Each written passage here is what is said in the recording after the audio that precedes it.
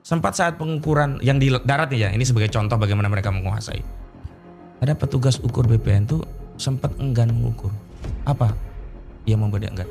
Masa Pak segini luas punya tanah cuma satu orang, udahlah kamu ukur aja. Tak usah banyak tanya gitu, kata atasan dia. Makanya kemarin ada salah satu saksi bilang ke saya, "Bang, tolong bang kalau ini kasus ini diangkat semuanya.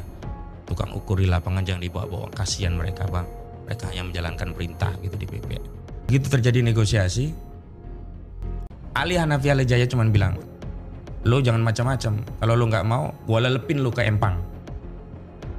Itu explicitly ada orang yang Eksplisit. membuat pernyataan kayak gitu. Iya, Ali Hanafi Alijaya kepada saksi yang kami temui ketika negosiasi terjadi alot. Assalamualaikum warahmatullahi wabarakatuh. Teman-teman, jumpa lagi di channel ini, channel yang ingin terus-menerus meninggikan, memperluas, dan meningkatkan kewarasan. Dan hari ini kita tahu ada di sebagian wilayah kita yang terus-menerus diserbu, disandra, dan menjadi huru-hara karena ada banyak tekanan yang dilakukan oleh berbagai pihak untuk merampas hak milik mereka, bagiannya saja tanah. Dan yang paling menarik perhatian publik sampai sekarang soal PIK 2. Alhamdulillah ada penjaga kewarasan, penggawa kewarasan yang hari ini hadir bersama saya, Mas Ahmad. Namamu sebenarnya siapa lengkapnya? Ahmad Khozinuddin. Khozinuddin, jadi Iya. mesti kho ya. Ya, kalau mau fasih Khozin. Khozin. Iya. Artinya? Kata kakek itu mutiaranya agama, penjaganya agama. Oh, iya. Jadi kalau Mas Ahmad ini sangat serius untuk menangani masalah-masalah ketidakadilan, karena itu refleksi dari namanya sebenarnya. Mudah-mudahan doa dari orang tua. Amin. Amin. Mas, Ya. kemarin di sebagian berita tuh Anda mau dianiaya atau apa ya? Oh lah, insiden lapangan Insiden biasa lah aja. itu. Iya, insiden lapangan. Kenapa insiden itu muncul? Karena ada pemaksaan pihak-pihak tertentu terhadap hak warga negara untuk menyampaikan pendapat di muka umum. Termasuk hak setiap warga negara untuk menggunakan akses publik berupa jalan. Jadi lengkapnya kan begini, kemarin itu kan kami mendapatkan undangan untuk aksi di Banten, tepatnya di Desa Muncung, Kecamatan Koronjo, Kabupaten Tangerang. Aksi jadwalnya jam 9. Kemudian delegasi Jakarta itu kan koordinator Bang Marwan Batubara. Saya memang diminta oleh Bang Marwan nanti kumpul di satu titik tertentu. Bareng-bareng nanti dengan warga, ada jawara dan sebagainya. Hanya karena saya ada agenda lain, saya pamit, saya langsung saja. Karena juga belum sarapan, kami mau mampirlah di warung Padang dulu. Dan memang kenyataannya begitu, kita mampir dulu. di sana ada warung Padang, bukan warung Ada Tegal. ternyata iya. Masih di sudut pun ada itu ya nasi Padang itu. Luar biasa. Tapi ke Padangnya sendiri gak ketemu kita nasi Padang. Iya. Warung Tegal malah gak ada di situ ya. Warung Sunda gitu kan. Iya, betul. Terus Mas. Nah, terus saya lihat tinjauan lokasi biasa. Saya tidak menuju terus parinda. Saya lewati dulu lokasi yang mau dituju sebagai tempat aksi. Ya ini tempat pengurukan proyek Pantai Indah Kapuk 2. Yang di pengurukan itu kan tersambung sampai ke Kali Malang yang Kali Malang itu 3 kilometernya sudah diuruk. Padahal lebarnya 20 meter begitu. 20 meter kali 3 kilometer? Iya, yang sudah diuruk. Ya. Nah, saya lanjut, taruh kendaraan, saya lihat dari jauh. Oh, situasi sudah kondusif, banyak peserta. Ada aparat penegak hukum, pakai seragam lengkap. Berarti aman dong kita hadir lebih awal. Karena kan saya selalu tergengging setiap ada agenda itu teringat firman Allah Subhanahu wa taala, ya ayyuhalladzina amanu aufu bil uqud, wahai orang-orang beriman, penuhilah akad-akad itu. Jadi on time itu bagian dari memenuhi akad. Kalau lewat berarti kita cedera akad. Saya hadir on time, meninjau lokasi, ya tiba-tiba ada preman nanya, "Kemana nih?" Ya, saya jalan ninjau. Terjadi caci maki dan sebagainya. Awalnya saya anggap biasa, tapi begitu dia bilang provokasi dan sebagainya, bangkit pula lah ini gairah kita. Kita kan anak STM dulu. Jengkel juga kan kita dimaki-maki di depan publik. Terjadilah proses balas membalas. Walau saya sudah takar, ini nggak berani. Itu kan preman-preman bayaran. Dia tahu ini banyak polisi. Paling ya cuman gertak-gertak ya terjadi begitu-gitulah. Oke. Sebenarnya yang dilakukan yang terjadi pada Mas Ahmad tidak seberapa dibandingkan dengan fakta sesungguhnya. Betul. Perampasan dan perampokan hak-hak rakyat yang ada di sana. Ya. Ini advokasi kasus itu udah berapa lama? Katanya udah masukin gugatan ya. Jadi kan sebenarnya dasar kita advokasi itu kan awalnya kita mendampingi Bang Said Didu saat dipanggil panggilan kedua di Polres Tangerang. Oke. Karena pada akhirnya Bang Said Didu kan tidak bisa menyembunyikan kasus ini. Kalau panggilan pertama kan silent. Nah panggilan kedua itulah seluruh tokoh kita karena Bang Abraham Samad datang, Bang Refli Harun, banyak tokoh lah hadir.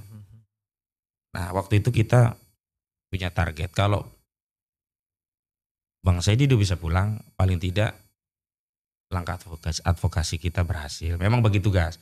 Formilnya kan Bang Gufron dan kawan-kawan yang mendampingi. Secara material saya mengkonsolidasi tokoh-tokoh dan sebagainya untuk mengumpulkan tanda tangan dan sebagainya. Termasuk mengkonsolidasi masa-masa. Karena saat itu kan kita kasih panggung itu. Semua bisa orasi live terus itu. Terus kita edarkan berita jaminan, surat jaminan. Jaga-jaga kalau itu nantinya ditahan gitu. Ada sekitar 150-an jaminan dari seluruh peserta dan tokoh-tokoh saat itu. Nah qadarullah alhamdulillah bisa pulang. Nah setelah itu ada narasi demikian nih, jangan sampai perjuangan melawan oligarki perampas tanah ini seolah-olah perjuangan seorang Said Didu. Maka harus kita delivery ini menjadi perjuangan publik, perjuangan masyarakat. Paling tidak masyarakat Banten dan umumnya rakyat Indonesia. Gitu. Nah sejak itulah kemudian kita membuat upaya agar ini menjadi perjuangan publik gitu loh. Nah, salah satunya kami kemudian mempertimbangkan untuk menggugat perdata. Nah di bulan November, tepatnya tanggal 30 November 2024 yang lalu kami menggugat di Pengadilan Negeri Jakarta Pusat nomor perkara 754 PD3 2024 PNJKT-PST. Nah, sejak saat itu memang kami kemudian concern baik secara litigasi di pengadilan maupun secara non litigasi melalui mitigasi fakta lapangan, penelusuran bukti, wawancara saksi dan sebagainya. Itu bagian dari upaya untuk menguatkan gugatan kami. Sekarang kita akan konsentrasi di situ. Apa informasi yang didapatkan yang bisa dikonversi menjadi fakta hukum? Ya, ada 8 poin ya yang kemudian kami jadikan materi muatan perbuatan melawan hukum. Poin yang pertama itu adanya penyelundupan hukum status PSN ini seolah-olah terjadi di seluruh kecamatan yang saat ini terjadi pembebasan lahan proyek PSN PIK 2. Padahal PSN PIK 2 itu hanya di 1.755 hektar. Dan itu di kecamatan mana? Itu pun sampai sekarang tidak ditunjuk lokasinya di mana. Jadi di PSN itu digambarkan secara kabur. Ya. Kan biasanya kan lokasinya kan harus strictly di sini gitu kan. Iya. Belakangan baru ditunjuk itu di daerah Kosambi, belakangan. Tapi dulu nggak pernah disebut. Makanya ketika kita tanya masyarakat, kenapa Pak lepas loh? Kami takut Pak. Ini kan PSN proyek negara. Kalau kami melawan nggak jual, toh akhirnya digusur. Dan metodenya itu bukan terjadi kontraktual, negosiasi tanya. Ada satu sawah yang hampir panen, langsung diuruk. Pemiliknya nggak tahu siapa yang nguruk. Lalu dia konfirmasi ke kelurahan, ke desa lah karena di sana kan kabupaten. Baru kemudian oleh kepala desa kades, oh ini ada pengganti dari PIK 2 dari Agung Sedayu. Berapa? 50.000. Ya sebenarnya nggak ridho dengan 50.000, tapi mau apa lagi? Dan sampai sekarang itu pun baru dibayar separuh gitu. Artinya memang narasi PSN ini memang diselundupkan ke seluruh wilayah seolah-olah proyek Agung Sedayu ini adalah proyeknya negara begitu. Narasi PSN itu dijual. Dan negara tidak pernah menjelaskan secara detail di mana batas atau lokasi wilayah dari PSN itu sehingga kemudian masyarakat jadi ditipu lah, dimanipulasi kan. Terakhir kan kemudian negara, katakanlah kalau negara kita kan representasinya kan pejabat publik, dalam hal ini kan Menteri Koordinator Bidang Ekonomi Erlangga Hartarto. Dari ujung-ujungnya dia mengklaim bahwa itu PIK 2 nggak ada PSN.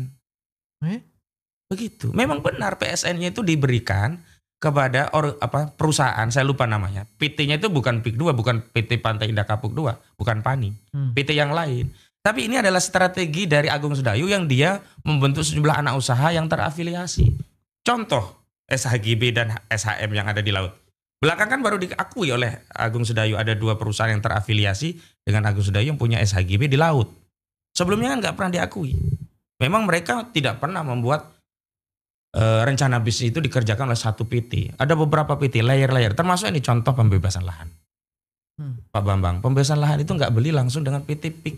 Melalui layer-layer. Pertama kepada individu tertentu, calo-calo. Langsung masuk ke PT. Baru PT ini masuk ke PT PANI, Pantai Indah Kapuk II. Makanya mereka, ya persis kalimat yang saya kutip, seperti yang Aguan sampaikan di Tempo. Kami nggak tahu kalau di bawah itu ada mafia, yang jelas kami beli legal gitu. Iya benar, dia memang nggak melakukan itu di lapangan, tapi ujung dari proses perampasan tanah itu, babak akhirnya tanah itu siapa yang pakai? Agung Sedayu. Jadi kalau kita bicara tentang kejahatan, oke, dia mengklaim bukan pencuri motor, tapi ujungnya yang nerima barang ya curian itu siapa? Agung Sedayu. Maksudnya pencurinya beda dengan penadahnya. Ya penadahnya beda. Memang dia merasa. Nah, saya pernah ketemu satu kasus waktu itu pakai anak usahanya Agung Sedayu Group, namanya PT Sedayu Sejahtera Abadi. Dia berdalih dia pembeli beritikat baik, beli dari PT BMJ Bangun Marga Jaya 1 hektar tanah punya klien saya. Tapi PT Bangun Marga Jaya itu ya Agung Sedayu. Kenapa? Begitu tanah itu menjadi perumahan kompleknya Agung Sedayu, PT ini hilang. Memang sengaja dibentuk sebagai layer. Kalau kita bicara TPPU itu ada tindak pidana pencucian uang. Kalau ini tindak pidana legalisasi perampasan tanah dengan membentuk sejumlah korporasi biar sampai di akhir dia nggak ada kaitan. Makanya dia tidak pernah tersentuh hukum. Karena apa? Di akta perusahaan-perusahaan yang di bawah ini nggak ada nama Agung Sedayu, itu nama Aguan nggak ada. Makanya khusus di kasus PT Sedayu Sejahtera Abadi yang TKP itu lokus deliknya di 2006 yang lalu, dia mau nggak mau kena. Karena dia salah satu pemegang saham, bahkan anaknya namanya Alexander Halim Kusuma sebagai direksi. Yang sampai saat ini kasusnya dipetieskan oleh Barreskrim. Bukan di SP3 ya, dipetieskan. Kasus apa ini? Ini kasus tanah yang lain untuk memberikan contoh bagaimana cara dia merampas. Sama-sama korban perampasan tanah. Nah kalau yang di Kabupaten Tangerang yang PIK 2 ini, caranya hampir sama. Bahkan modusnya juga sama. Modus utamanya adalah dia melakukan perampasan dengan by law, dengan secara hukum.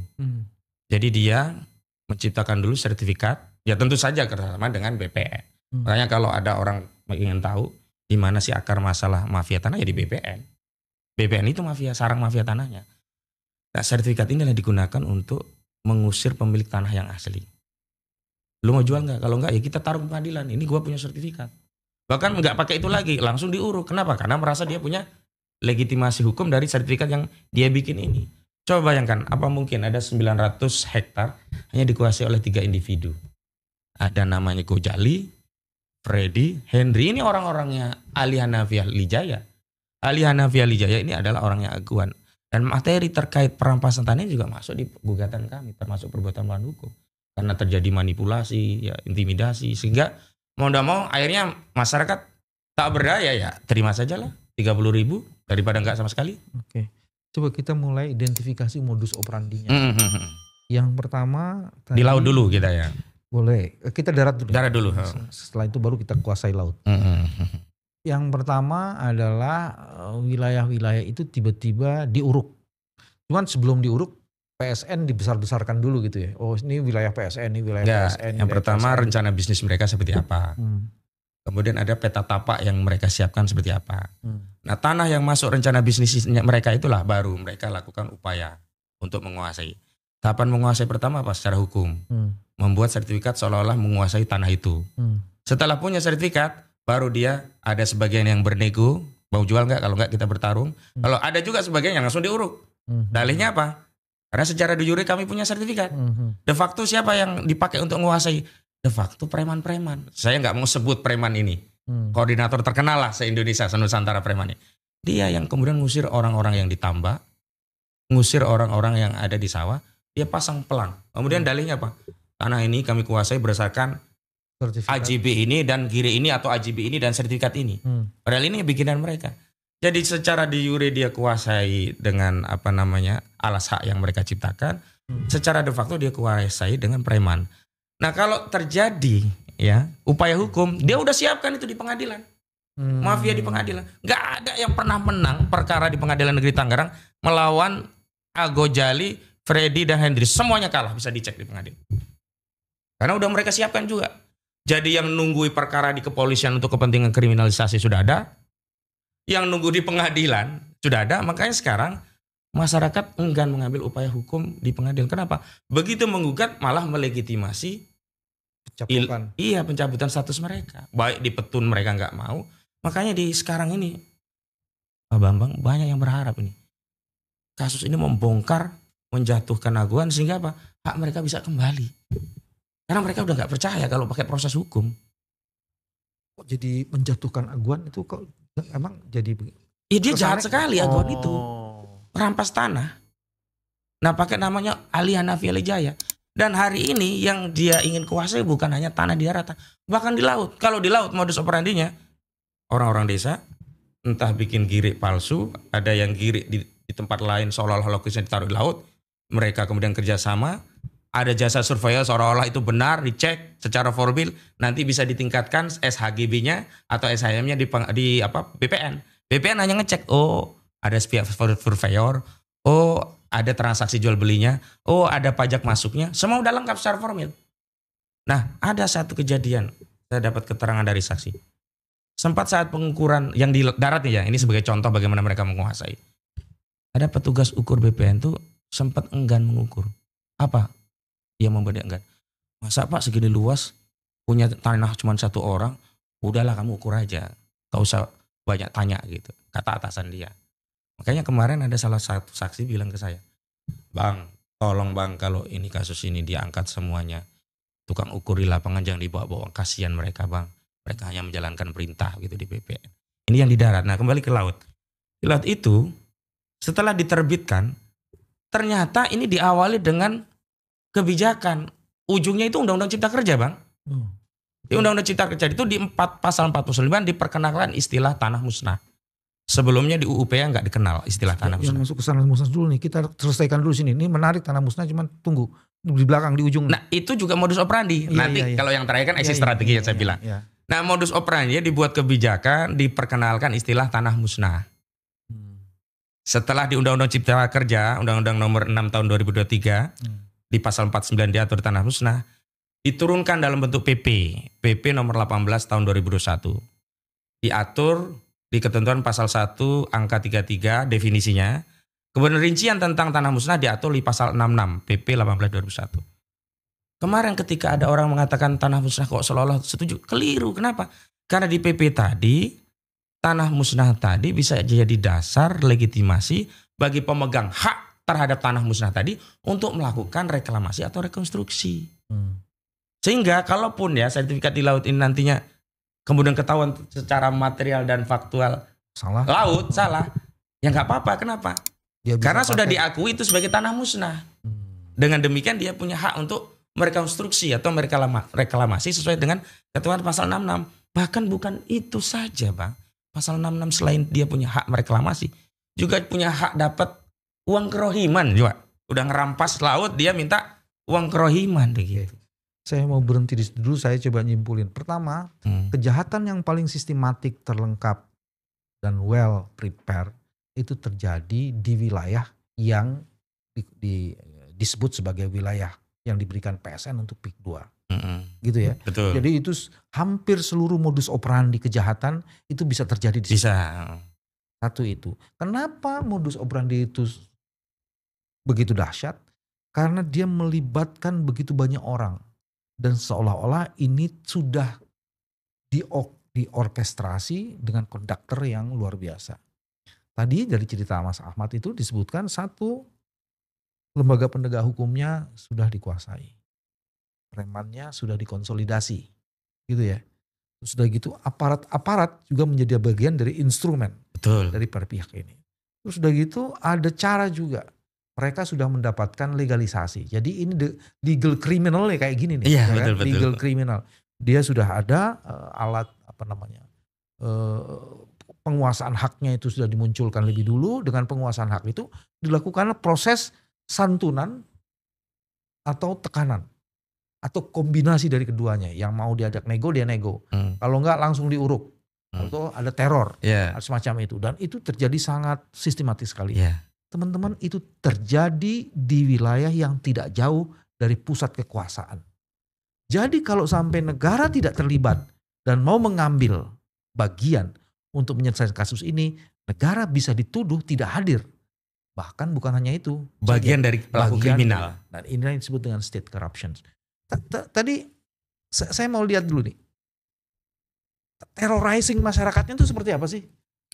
Salah satu kutipannya, begitu terjadi negosiasi, Ali Hanafi Al Jaya cuma bilang, lo jangan macam-macam. Kalau lo nggak mau, gue lelepin lo ke empang. Itu explicitly ada orang yang membuat pernyataan kayak gitu? Iya, Ali Hanafi Al Jaya kepada saksi yang kami temui ketika negosiasi terjadi alot. Kan begini, tanah itu kan awalnya diinformasikan ditawar 200 dari Ali Hanafi Al Jaya, orangnya Agung Sedayu. Kemudian orang tadi menginformasikan kepada pemilik. Pemilik mengatakan sebenarnya nggak mau karena pasaran di situ 400 dan sebagainya. Tapi dia tahu ini ngelawan orang besar. Ya sudahlah 200. Oke 200. Begitu oke 200 kata Ali apa? 200 kan kemarin, kalau sekarang nggak bisa 150. Loh kok 150? Iya 200 itu kemarin. Lah ini kan bingung, baru menginformasikan ke pemilik kan. Begitu sampai lagi ke pemilik turun 150. Loh kok 150 kemarin kan 200. Ya udah deh nggak apa-apa.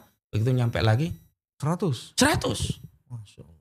Begitu 100. Nah akhirnya mereka mengatakan di pemilik, ya sudahlah kalau gitu kita selesaikan aja di kepolisian.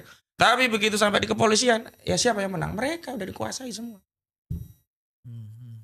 Udahlah kepolisian kita udah dikuasai nih sama grupnya Ali Hanafi Al Jaya ini, orangnya Aguan ini. Nggak ada kedaulatan institusi kepolisian kita kalau untuk masalah untuk yang berkaitan dengan PIK 2 gitu.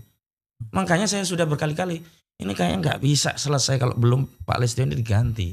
Karena ada semacam apa ya, Iwa Pekiwan atau apa ya jasa. Karena kan pernah ada riwayat Makobrimob di PIK 2 itu dibangun berdasarkan tanah hibah dari Agung Sedayu. Apa nggak kejauhan untuk Pak Listio tiba-tiba ditarik masuk di situ? Iya, karena sekarang kapolnya Pak Listio. Coba Bang bayangkan sampai hari ini, jangankan aktor intelektualnya, aktor pemagarnya saja nggak ketemu. Ini udah 3 pekan loh kita dengan sumber daya yang luar biasa. Biasanya kasus terorisme sebentar udah ketahuan. Oh ini sel sana, sel sini, jaringan ini, jaringan sana gitu. Ini udah 3 pekan Pak. Oke. Apa bentuk terrorizing lainnya yang? Teroris yang lainnya? Ada yang 6 bulan nggak berhasil nego, ditongkrongin rumahnya. Akhirnya karena sampai 6 bulan ini dilepas. Preman yang nongkrongin kan? Preman. Bukan aparat kan, preman? Bukan. Aparat itu nanti digunakan kalau sudah terjadi kriminalisasi, nah dipakai lah. Ditekan, akhirnya terjadi transaksi. Ada juga yang kuat, nggak mau transaksi. Ya masuk dulu, ada yang 3 tahun. Misalkan Agus Gunawan, itu orang Tanjung Pasir. Kena 3 tahun dia. Jadi sudah banyak juga yang dikriminalisasi. Insya Allah Pak Bambang coba turun deh. Saya jadi dengar ceritanya ngeri. Ini apa di Indonesia atau di negara antah berantah gitu loh. Sekarang ini kenapa mereka baru berani bersuara? Karena melihat banyak sekali dukungan, banyak yang bersuara, banyak yang berani. Sebelumnya mereka mencekam sampai, mohon maaf, saya tidak sebut nama ya.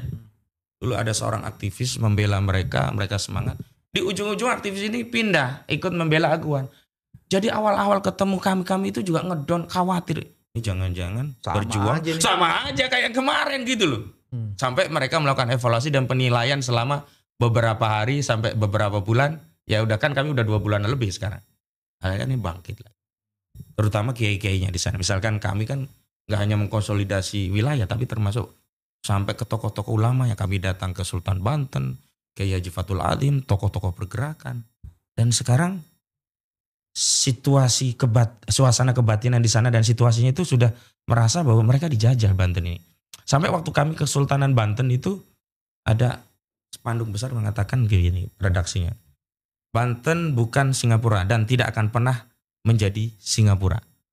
Karena terakhir statement Nono Sampurna memang ingin membangun PIK 2 itu seperti Singapura gitu.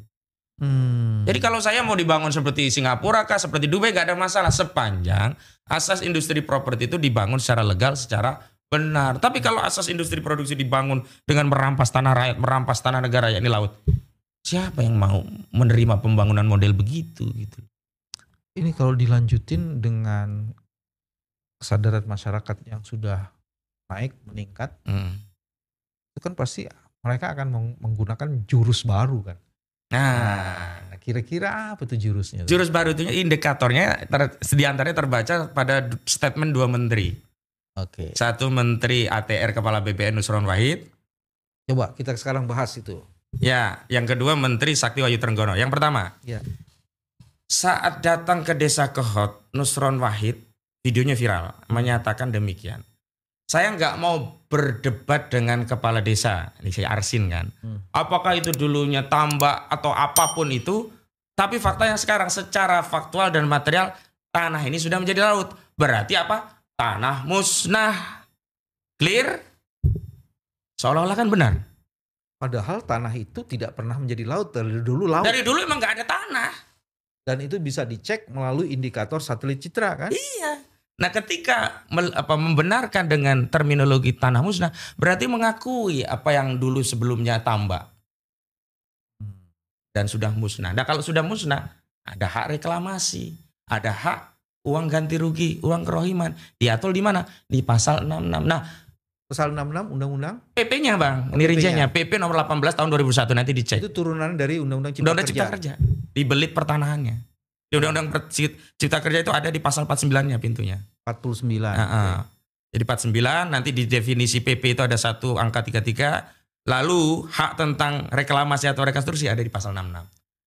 Kesalahan kita kan orang Indonesia kalau baca itu kan hanya pasal 1 ya. Padahal ekor pasalnya ini justru membuka celah bagi mereka untuk melakukan reklamasi. Jadi manipulasi dan kejahatan yang dilakukan sebelumnya dengan menimbulkan sertifikat sekarang seolah-olah akan dilegitimasi dengan terminologi tanah musnah. Dan itu juga sama yang disampaikan oleh Menteri Sakti Wahyu Trenggono saat dia podcast dengan Akbar Faisal and Sensor. Dikatakan itu kan tanah musnah, udah selesai, nggak ada. Jadi apa haknya? Nggak ada di situ. Iya kalau kita hanya baca bahwa tanah musnah itu hilang hak keperdataannya. Tetapi di pasal berikutnya, ayat berikutnya pasal 66 itu orang yang punya hak yang tanahnya musnah diberi hak untuk melakukan rekonstruksi atau reklamasi. Sekarang pertanyaannya, siapa yang punya kemampuan kapasitas untuk melakukan reklamasi atau rekonstruksi laut? Apakah Pak Bambang, saya atau petani nelayan kecil-kecil? Enggak, di Indonesia itu raja reklamasi aguan. Sudah jelas ini untuk kepentingannya aguan. Oh, perusahaan yang punya sertifikat SHGB dari 263 dan 17 SHM itu diakui 2 perusahaan itu adalah anak usaha Agung Sedayu Group. Desainnya begitu. Jadi tanah musnah itu adalah rekayasa legal engineering untuk proses memberikan justifikasi terhadap reklamasi itu. Dan itu artinya meniadakan atau memutihkan kejahatan yang dulu terjadi. Yang sebelumnya terjadi. Harusnya itu tidak dianggap sebagai tanah musnah. Memang tidak ada tanah di situ, sejak dulu laut. Sehingga prosesnya apa? Prosesnya adalah bahwa orang yang merekayasa tanah di laut tadi kena pasal 266, 263 setidaknya. Pasti ada pemalsuan dokumen. Pasti ada keterangan palsu dimasukkan akta otentik. Yang ini sedang jalan di Barreskrim katanya kan pasal ini. Tapi kita nggak tahu orangnya siapa. Yang kedua, produknya ini selain ya, nah ini juga saya heran. Upaya penyelapan itu terlihat dari statement Menteri Nusron Wahid. Pada mulanya dia sebutkan bahwa sepanjang 2022 sampai 2023 telah diterbitkan sejumlah sertifikat di laut. Ada 263 SHGB, ada 17 SHM. Clear. Nah, ketika dia melakukan verifikasi ternyata kenapa hanya 50 yang dibatalkan. Sisanya berdalih karena dia tidak punya kewenangan contrarius actus lebih dari 5 tahun, maka dia harus minta fatwa dari Mahkamah Agung. Padahal sebelumnya dia sebutkan rentangnya 2022-2023. Dan ini nyambung karena PP-nya sebelumnya 2021. Dan nyambung juga dengan pagar laut untuk mengokupasi wilayah laut tadi untuk nantinya dijadikan reklamasi daratan. Karena menurut citra satelit pagar itu baru muncul 2022. Nah kalau ada klaim 2014 itu klaim. Nggak saintifik. Yang saintifik itu adalah apa yang data yang secara ilmiah bisa kita tunjukkan kepada publik. Pagar laut itu 2022 mulainya. Data Google Earth itu menyatakan begitu. Mulai terlihat. Kalau Pak Hartarto itu apa ininya kaitannya dengan nah ini rangkaiannya kan dalam konteks kebijakan. Dulu kan kebijakan itu oleh presiden yang memberikan status PSN. Tapi produk hukumnya kan bukan lewat PP atau Perpres, lewat peraturan Menteri Koordinator Bidang Ekonomi. Yang lampirannya itulah dimasukkan PSN ini begitu. PSN PIK gitu ya. Iya, begitu. Dan disitulah kemudian juga terjadi dari awal memang kejahatan itu sempurna dan ingin ditutupi kan. Iya, betul. Itu diberikan kepada satu korporasi yang tidak berkaitan dengan Agung Sedayu, gitu kan? Bukan, ini perkorporasi bagian dari Agung Sedayu tapi namanya bukan Agung Sedayu. Sehingga bisa berdalih itu bukan kami loh, gitu loh. Oke. Terus tadi katanya ada banyak aset-aset milik negara yang kemudian itu juga diambil alih kayak sungai tadi itu. Ya, ada lagi nggak yang lain? sungai, jalan itu jalan desa ada, ya tergantung jalannya nanti aksesnya ada jalan desa yang jelas. Dan kemudian kalau laut kan ada yang itu menjadi common public atau bahasa lainnya itu kan public property ya. Sama lah, common public atau public property, intinya itu milik barang-barang yang negara punya kewenangan mengelola. Termasuk laut ini. Dan hutan, Bang. Jadi PSN itu kan ternyata terletak di atas 1.500 hutan lindung yang belum terjadi konversi. Kan berarti dia jelas merampas wilayah hutan lindung dijadikan PSN bagi Agung Sedayu Big 2 ini. Yang dulu itu juga begitu, Bang. Awalnya kan mereka membangun narasi ini. Menteri ATR katanya begini. Saya akan mengubah caranya 2 alternatif solusi untuk melegitimasi PSN yang kacau ini yang melanggar hukum karena di atas lahan hutan lindung. Yang pertama, perubahan peruntukan lahan lindung menjadi hutan konversi itu kewenangan di Menteri ATR. Yang kedua, perubahan rencana tata ruang dan wilayah baik di tingkat kabupaten ataupun provinsi. Nusron menyatakan, saya belum mengambil tindakan apapun karena tidak ada yang masuk permohonan terkait itu. Lah kan waktu itu kami protes. Kalau ada sesuatu yang melanggar hukum, harusnya yang melanggarnya ditindak. Bukan negara memberi fasilitas untuk melegitimasi itu gitu loh. Ya, tapi kan ini memang kelakuannya gitu. Sawit 2,3 hektar, 2,3 juta hektar. Diputihkan. Ya, kemudian diputihkan. Nah sekarang gini, ini tadi Mas Ahmad mengatakan sudah mengajukan ke pengadilan. Iya. Ada gugatan perbuatan melawan hukum. Pihak yang digugat siapa? Ada 8 dan 1 turut tergugat. Tergugat pertama yang kami gugat Aguan Sugianto Kusumo. Kedua Antoni Salim. Ketiga PT Pantai Indah Kapuk atau PANI. Keempat PT Kukuh Mandiri Lestari. Kelima Joko Widodo. Keenam Erlangga Hartarto.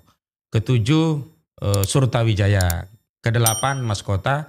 Dan yang ke-9 turut tergugat adalah Kementerian Keuangan. Kepentingannya untuk menerima pembayaran karena kami menggugat dengan ganti rugi 616,2 triliun rupiah yang dibayarkan kepada negara melalui Kementerian Keuangan. Jadi fungsi Kementerian Keuangan yang menerima bayaran dari ganti rugi tadi. Jadi seluruh penyebutan nama pada seseorang yang berkaitan langsung dengan orang itu, sebenarnya itu juga karena di dalam gugatan udah disebutkan gitu. Sudah. Dan ada reasonnya. Kenapa kami gugat Aguan dan Antoni Salim? Karena 2 orang ini yang punya saham mayoritas di PT Pantai Indah Kapuk melalui 2 unit usahanya, Agung Sedayu Group dan Salim Group. Logikanya adalah demikian. Siapa yang paling mendapatkan keuntungan paling besar, benefit paling besar dalam sebuah perseroan? Pemegang saham dong ya. Nah, ketika ada kesalahan, ya pemegang saham juga harus diberi pertanggungjawaban atas imbas atas andil dia punya saham di situ. Itu alasan dari sisi legal. Kemudian dari sisi hukum perseroan kan kalau perbuatan melawan hukum itu melibatkan korporasi dan ada kesalahan korporasi kan tanggung jawabnya bisa melampaui apa yang ada pada organ pengendali perseroan, termasuk pemegang sahamnya, bukan hanya direksi yang dipertanggungjawabkan. Jadi kita mau tarik semuanya. Nah, kenapa Jokowi sama Erlangga kita tarik secara pribadi? Karena kecenderungan begini, kalau yang selalu kita gugat jabatannya, ini orang pribadi yang bersalah ini bisa cuci tangan. Sementara pejabat baru seolah-olah jadi cuci piring, ini kesalahan lu. Kita harus tarik pribadinya karena dulu saat dia jadi presiden, dia yang menetapkan ini PSN. Erlangga dulu saat jadi menteri, walaupun sekarang tetap menteri yang sama begitu. Dulu dia yang harus dipertanggungjawabkan. Makanya Erlangga Hartarto ngeri juga saya punya pejabat seperti dia. Nggak paham dong, kita gugat pribadi. Arah gugatan dialahkan ke alamat rumah dia pribadi. Kok waktu panggilan sidang kedua, sidang pertama dia nggak datang. Sidang kedua datang, yang datang dari Kementerian Koordinator Bidang Ekonomi. Dapat surat tugas. Ya kita tolak lah, apa urusannya dengan Kementerian Ekonomi. Lalu oleh hakim, ini loh Pak, dikasih tuh, ya kayak diajari dari Kementerian Ekonomi. Ini loh gugatannya pribadi, alamatnya pribadi. Jadi surat kuasa ya harus dari pribadi Pak Erlangga. Bukan dari surat tugas Kementerian Keuangan. Karena ini bukan tugas negara, ini bukan urusan negara. Kamu gak bilang lu penyalahgunaan jabatan? Udahlah, teriak-teriak itu biasa. Bahkan kita bilang, lu goblok amat sih kira-kira begitu kan. Gak ngerti amat. Cuman kan pejabat kita begitu. Gak peduli dengan suara di masyarakat. Bodoh amat lah, yang penting punya kewenangan begitu loh. Coba sekarang mereka, apa yang mereka lakukan untuk menyelesaikan persoalan yang sudah kisruh ini? Diam aja mereka. Sekarang ada beberapa fakta kan di lapangan. Satu, proses ini masih terus berjalan. Terus. Artinya terrorizing juga kemungkinan besar. Kalau yang teror sudah agak turun banyak sekarang. Turun. Banyak. Makanya sekarang berani bersuara. Oke. Saksi-saksi kan sekarang mau diambil keterangan, divideokan untuk ya. kepentingan pembuktian di persidangan dan juga kepentingan untuk meluruskan narasi di tengah masyarakat. Karena kan sekarang banyak orang nggak tahu, nggak ngerti apa-apa, ikut ngomong kayak Abu Janda. Pak Prabowo pagar dibuat oleh nelayan, jangan percaya Pak Prabowo kalau dibuat. Itu kan ngerusak itu. Nah makanya ada dua kepentingan. Selain kami siapkan untuk di pengadilan, kami edarkan juga di publik agar tahu. Masa masalah tanah ditutup pun mereka nggak ngakui. Tanah apa tadi? Tanah sungai di Uruk pun dibantah, kan kebangetan. Makanya kita buat video di atas sungai yang di Uruk. Jadi terrorizing sudah tidak terjadi dengan cukup masif, tapi masih ada. Masih. Terus kedua, sekarang kemungkinan besar itu akan diubah peta masalahnya, konfliknya menjadi konflik horizontal karena ada kelompok-kelompok lain yang dihidupkan dan dibiayai untuk menghidupkan ini. Untuk mengatasi itu apa? Ya kami tentu saja meminta negara hadir kan. Kita ini kan rakyat. Kita nggak punya kewenangan, nggak punya senjata, nggak punya kewenangan. Setelah itu yang ketiga, akan ada media-media yang melakukan counter attack bahwa itu nggak benar. Jadi akan ada perang nih di media ini dan mereka punya kemampuan besar kan untuk memproduksi berbagai macam berita, cerita untuk di media sosial. Kalau sekarang udah kalah mereka. Seluruh media mainstream pun sekarang sudah bicara kebenaran. Saya hadir di beberapa TV, di Bang Karni Ilyas, di ILC saya juga hadir. Dan semua narasi mereka semua terbantahkan sekarang. Kenapa? Karena ada keterlibatan publik seolah-olah ini perkara mereka dan mereka bersuara di sosial media. Gak kebendung ini Bang. Gak kebendung. Mereka langsung bikin video sendiri. Saat dampak daripada PIK itu pengurukan ada banjir, mereka juga video banjirnya mereka. Ini gara-gara PIK nih kami banjir. Kalau gitu sebenarnya melalui channel ini kita juga bisa. Nah ini membantu juga alhamdulillah ini. Menghimbau seluruh masyarakat yang merasa dirugikan. Maka dia harus mengemukakan itu melalui media-media sosial. Jadi dengan begitu masivitas informasi bahwa kejahatan itu sudah berlangsung secara sistematis itu terjadi. Terus yang lainnya, kan ada pemain-pemain yang sebagiannya itu adalah bagian dari kekuasaan. Mereka bekerja secara sistemik. Ada kepala desa di situ, ada aparat di situ, ada ASN di situ. Untuk yang itu gimana tuh? Indikator pemain itu dua yang bisa kami baca. Pertama, yang aktif membela dengan narasi-narasi yang melegitimasi apa yang mereka inginkan. Itu yang di garis depan tuh. Garis depan. Yang kedua setidaknya mengambil sikap diam. Itu juga bagian dari pemain. Karena kalau dia bukan pemain pasti dia bersuara. Karena nggak mungkin nurani yang nggak terusik dengan melihat orang yang tanahnya dirampas, nggak dibayar. Ada yang 28 hektar, ada yang 6 hektar, ada yang 11 hektar, macam-macam. Nah, cuman bagaimana peta ujung daripada pertarungan ini? Baliknya memang ke kekuasaan. Kekuasaan atau negara ini mau berpihak kepada siapa? Kalau dia berpihak kepada oligarki, nggak ada nilai upaya kita di pengadilan itu. Kita tahu sendiri. Kekuasaan pengadilan itu subordinat lembaga kekuasaan. Kan hukum produk politik. Otoritas politik itu di atas otoritas hukum. Norma hukum pun dibuat oleh otoritas politik. Makanya kami tidak melihat pengadilan itu sebagai sarana untuk mencari keadilan secara direct, enggak. Tapi paling tidak menjadi sarana untuk mengungkap ini ke publik. Tapi kami punya landasan hukum karena kita sedang melakukan aktivitas pro justisia sehingga kami tidak bisa dikriminalisasi. Karena kan kita tahu sekarang ini kan orang yang memperjuangkan keadilan, membela yang benar malah kena potensi kriminalisasi. Harus kita antisipasi juga yang begitu-begitu. Kalau begitu sebenarnya saya menduga ada 3 hal yang sekarang akan terjadi. Nanti dibuka sedikit-sedikit ya. Pertama, dibangunlah satu legal justification, justifikasi hukum yang seolah-olah ini jalan keluar. Tapi sebenarnya ini adalah jebakan. Iya betul. Tadi sudah dijelaskan. Salah satunya adalah tanah musnah. Jadi itu mungkin bisa terjadi dan akan terjadi kampanye terus-menerus untuk melegitimasi ini. Dan akan ada ruang-ruang publik yang disediakan oleh mereka, diisi oleh orang-orang bayaran untuk mengkampanyekan ini. Betul nggak kira-kira? Betul. Tepat sekali. Oke, itu bagian pertama itu. Terus bagian yang kedua akan ada benturan. Konflik-konflik horizontal yang direkayasa. Seolah-olah kemudian ini ada kelompok-kelompok yang sebenarnya dia ikhlas, rela tanahnya diambil alih. Cuman ini ada provokator-provokator nih yang menyebabkan ini. Jadi konflik itu diciptakan. Betul nggak kayak gitu? Betul, dan di antara strategi yang kedua, Saya di lapangan sudah mulai ada korban-korban itu dihubungi langsung oleh orang-orang mereka mau diselesaikan langsung. Saya bilang begini, kalau dia mau Maksudnya apa diselesaikan langsung? ya yang belum dibayar-bayar tadi. Oh, yang tadi tanahnya dari Iya, 200.000 iya, betul. jadi 150 jadi 100.000. Betul. Saya bilang begini, kalau mau diselesaikan dibayar itu rezeki kalian, silahkan. Saya bilang begitu. Tapi kalau setelah itu kalian bikin video, jangan, berarti kalian berkhianat pada yang lainnya. Karena kalian setelah terima duit, kalian memikirkan diri sendiri, tapi nggak mikirkan yang lainnya. Terima diam silahkan. Tapi kalau terima ikut, terima kasih Agung Sedayu, kami sudah, itu pengkhianat itu jadi antek itu. Kami antisipasi semuanya bang, karena nggak mau. Sempat beberapa kali saya dihubungi untuk ketemu dengan korporasinya. Saya kan nggak mau. Saya sudah bilang begini, hari ini saya hanya mau diselesaikan oleh negara. Nggak mau saya dibawa kendali korporasi. Kalau korporasi yang menyelesaikan, ya untuk kepentingan korporasi bang. Nggak mungkin dia berpikir untuk semuanya. Dan saya nggak mau juga, ada orang-orang beberapa merintil nih minta lewat saya diselesaikan. Kalian ini tahu saya punya kepentingan pribadi, sedangkan kita sedang memikirkan kepentingan rakyat semuanya.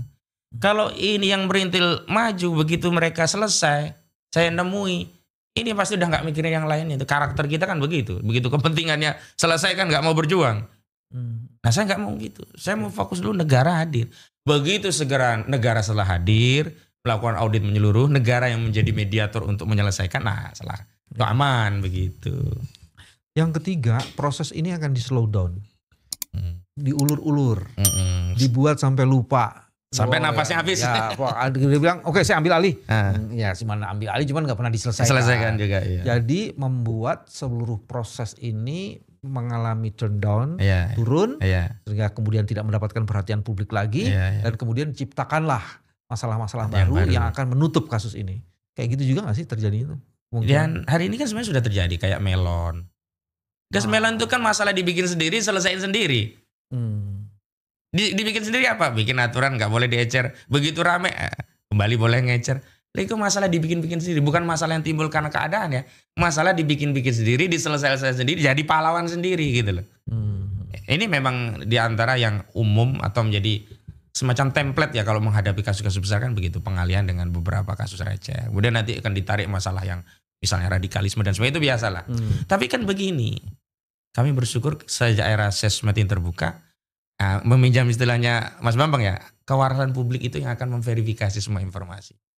Apalagi banyak yang menjadi korban. Umumnya orang yang menjadi korban atau orang yang empati dengan korban gak akan diam dengan narasi yang gak sejalan dengan nuraninya. Dia akan berjuang, mengcounter. Nah fungsi kami itu adalah mendorong, mendelivery masalah ini menjadi masalah publik sehingga yang membela itu bukan kami saja tapi seluruh masyarakat dengan caranya. Ada ya dengan like, share, komentar. Kan sekarang semua ya kalau lihat video-video yang pro Agung Sedayu itu udah habis dihajar sama netizen kita. Untuk terobosan, breakthrough, apa yang mesti dilakukan negara? Kita kan harus keluar dengan satu solusi itu atau alternatif penyelesaian. Apa yang mesti dilakukan? Saya sudah sampaikan berulang kali. Yang pertama kalau udah begini hentikan semuanya dulu. Moratorium seluruh proses itu. Nah setelah itu lakukan audit menyeluruh. Audit kinerja, audit keuangan, termasuk audit hukum. Kemudian selesaikan sesuai dengan apa yang menjadi hak-hak rakyat. Kalau rakyat ya memang ridho tanahnya dijual, ya selesaikan. Tapi kalau gak ridho, kembalikan. Kalau pengembang mau membangun sesuatu, rakyat tadinya tidak ridho, kemudian dia menawarkan lebih besar, kemudian rakyat ridho, gak apa-apa. Karena yang namanya perampasan itu kan terjadi karena apa? Mengambil tanah milik orang lain tanpa keridhoan. Itu definisi perampasan yang kami sampaikan kepada masyarakat. Mengambil tanah milik orang lain tanpa keridhoan. Baik tidak ridho karena harga, apalagi tidak dibayar harga. Artinya kalau keridhoan itu kembali, misalkan harganya dikembalikan, ya kami serahkan kepada pemilik tanah. Tapi audit hukum tetap harus jalan. Siapa yang salah, yang menipu, yang ngambil laut dan sebagainya tetap harus diproses hukum. Oke. Boleh diminum. Boleh, terima kasih. Jangan lupa kalau bersemangat terus lupa minum. Iya, terima kasih. Aku minum dulu. Begitu. Breakthrough ini diperlukan, cuman kan harus ada instrumennya. Kalau tadi mau dilakukan audit, assessment ataupun apapun namanya, itu sebaiknya dilakukan oleh task force yang bersifat ad hoc dan khusus atau diserahkan kepada instansi-instansi. Enggak percaya udah harus task force dan melibatkan banyak instrumen. Jadi dibangunlah task force. Jadi ini sekaligus minta nih sama Pak Prabowo, bikinlah task force yang isinya itu adalah stakeholders. Ya betul. dan kemudian memberikan job description yang jelas Betul. dan dilengkapi oleh expertise yang Mm-mm. dibutuhkan Betul. untuk melakukan assessment atau Betul. due diligence atau audit terhadap seluruh masalah itu. Betul. Dan jadikan ini adalah salah satu laboratorium Mm-mm. penyelesaian masalah-masalah sosial, sehingga kemudian ini bisa dipakai untuk menyelesaikan masalah-masalah Di lain tempat lain di ya. tempat lain. Betul. Dan yang paling penting adalah PSN menjadi kunci pembuka yang menyebabkan masalah ini menjadi begitu rumit dan kompleks. Nanti saya sih punya bayangan ada penyelesaian dari sisi faktanya, ada penyelesaian dari sisi regulasinya. Dan kalau kita runut regulasi, memang biang keroknya di Undang-Undang Cipta Kerja. Makanya menurut kami itu di antara rekomendasi yang paling penting terkait persoalan konflik agraria dan yang lainnya, itu adalah Presiden harus segera mengeluarkan Perpu untuk pembatalan Undang-Undang Cipta Kerja. Sehingga seluruh undang-undang yang direview melalui Undang-Undang Cipta Kerja yang sebelumnya diganti dengan Undang-Undang Cipta diberlakukan kembali. Oke. PP yang turunan Undang-Undang Cipta Kerja dibatalkan. Sehingga apa? Proses perampasan hak-hak publik bukan hanya masalah tanah ya. Hak publik itu banyak sekali. Sampai saya menggunakan istilah begini dulu itu sama kawan-kawan di Banten. Lah iya, kalau dulu oligarki itu tuh merampok tanah kita berupa nikel, batu bara, timah, di gunung-gunung, di lembah-lembah, kita diam. Ya wajar karena jauh dari kita. Nah sekarang dia merampas tanah di kampung kita, di halaman kita, sawah tempat kita mencari hidup, tambak mencari hidup, kok kita masih diam gitu loh. Nah akar masalahnya ternyata di Undang-Undang Cipta Kerja. Maka kalau diterbitkan Perpu untuk membatalkan Undang-Undang Kerja, Undang-Undang Cipta Kerja, lalu nanti proses harmonisasi undang-undang itu tidak boleh lagi dengan menggunakan pendekatan omnibus. Kenapa? Kalau sudah omnibus, ini rincian masalah pada sektor yang di omnibus itu tidak menjadi lengkap. Dan yang menarik kan kemarin itu kan substansi omnibus law Cipta Kerja itu paradigmanya adalah awalnya kan Cipta Kerja, sebenarnya bukan Cipta Kerja, Cipta Investasi. Kepentingan lebih menguntungkan pada investor oligarki. Sehingga apa? Normanya itu hanyalah norma untuk melayani oligarki agar mereka mudah untuk berbisnis tanpa memikirkan apakah kemudahan berbisnis para investor tadi merampas atau tidak hak-hak rakyat. Ternyata faktanya merampas hak rakyat. Begitu. Teman-teman, ada beberapa hal yang penting untuk dirumuskan. Bagian pertama, kejahatan itu begitu sempurna. Kompleksitasnya menghardik kesadaran kita dan nurani kita. Dan ini sudah tidak bisa dibiarkan. Karena kesempurnaan kejahatan itu awal dari sebuah masalah dan azab karena dari situ. Yang kedua, Undang-Undang Cipta Kerja itu ternyata menjadi biang kerok yang menyebabkan seluruh kompleksitas kejahatan itu terjadi. Dia sudah tidak bisa disebut lagi sebagai Undang-Undang Cipta Kerja, tapi Undang-Undang Cipta Oligarki. Karena menghasilkan oli bekas dan oli busuk. Sehingga kemudian harus ada upaya yang serius untuk mendelegitimasi Undang-Undang Cipta Oligarki ini. Terus yang ketiga, harus ada satu upaya yang menghadirkan negara. Tim khusus, task force yang bersihkan stakeholder yang ditopang oleh para ekspertis yang melakukan review terhadap peristiwa, terhadap kebijakan, dan terhadap dampak yang harusnya kemudian bisa diatasi perlu dilakukan. Inilah cara kami menjaga kewarasan, karena hanya dengan kewarasan, harapan bisa kita jemput. Masya Allah. Selamat datang orang-orang waras. Allahu Akbar. Terima kasih. Assalamualaikum Waalaikumsalam warahmatullahi wabarakatuh.